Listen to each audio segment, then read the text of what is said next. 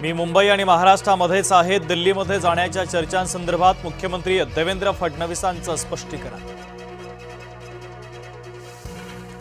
शिवाजी पार्कवर जेएनझीचा जनसागर उसळला। हाती तिरंगा घेत धर्मेंद्र प्रधानांच्या राजीनाम्याचा जल्लोष।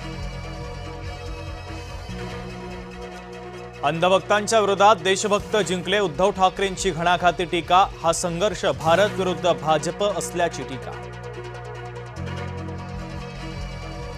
उद्धव ठाकरेंकडून केंद्रातील मंत्र्यांवर निशाणा। गडकरींचा खड्डा मंत्री असा उल्लेख तर निर्मला सीतारामन राजनाथ सिंह यांनाही टोला।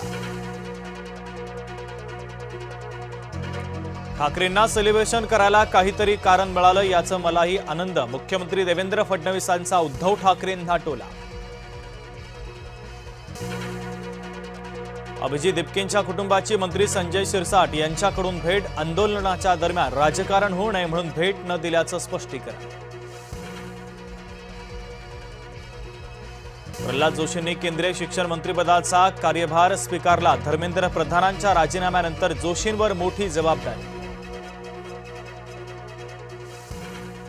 लोकसभेत उद्या सार्वजनिक परीक्षा दुरुस्ती विधेयक सादर होणार तर केंद्रीय मंत्री डॉक्टर जितेंद्र सिंह विधेयक सादर करणार। पेपर फोडणाऱ्या आरोपींवर कठोर कारवाईची तरतूद।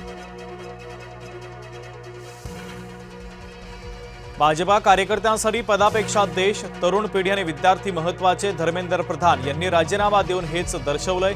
प्रधानांच्या राजीनाम्यावर अमित शहांची प्रतिक्रिया।